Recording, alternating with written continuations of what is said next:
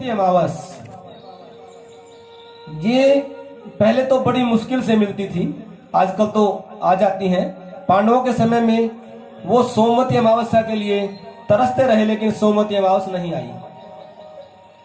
और सोमवती अमावस्या को किया हुआ दान अक्षय होता है, और उस दिन दान करने से हमारे पितृदेव प्रसन्न होते हैं। जहां भी जिस घर में पितृदोष लगा होता है, तो आप लोग सोमवती अमावस्या के दिन काले तिल और जल लेकर तर्पण अवश्य करें। जो पितरों के निमित्त हम दान देते हैं वो अक्षय लाभ देने वाला हो जाता है। जितना हम दान करेंगे उसका कई गुना होकर आपको मिलता है। और सोमवती अमावस्या का मैं आपको एक विशेष उपाय बताता हूं। जिसके घर में संतान नहीं हो पा रही है, या बहनों को गर्भ रुकता है नहीं है, गर्भ धारण करती है गर्भ गिर जाता है, या संतान की प्राप्ति होने में कोई रुकावट है, पहले तो आप अपना मेडिकल चेकअप करवा लें। अगर आपका मेडिकल चेकअप सब बातें सही हैं, तो आप किसी भी पवित्र नदी पर, सब नदियां हैं, गंगा, यमुना, सरस्वती, नर्मदा, इन 7 नदियों में से किसी भी नदी के तट पर जाएं। ये उपाय सिर्फ सोमवती अमावस्या को होता है और पवित्र नदी के किनारे पर ही होता है। ये आप विशेष ध्यान रखें।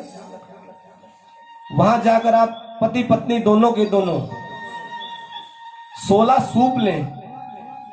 16 सूप आप जानते होंगे, सूप जो कहीं कहीं इसको छाछ बोलते हैं।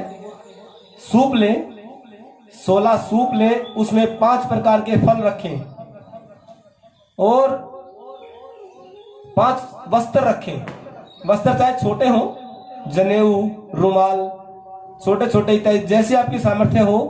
बड़े की सामर्थ्य हो तो बड़ा रख लें, सामर्थ्य ज्यादा नहीं है तो छोटा रखें। लेकिन 5 वस्त्र, 5 प्रकार के फल एक सूप में रखें, कुछ द्रव्य दक्षिणा रखें, और नदी के तट पर खड़े होकर दोनों पति पत्नी उस पर हाथ लगाकर अगर 16 व्यक्तियों को दान करते हैं,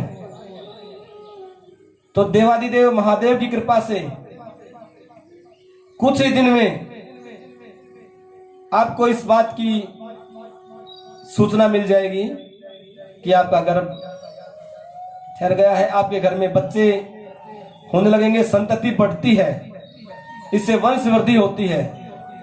अगर किसी के बच्चे मर जाते हैं होने के बाद या होते नहीं, तो दोनों चीजों में ये उपाय करें और आपको संतान की प्राप्ति अवश्य होगी। अगर आप श्रद्धा और विश्वास के साथ इस उपाय को करते हैं तो 100% आपको संतान की प्राप्ति होगी।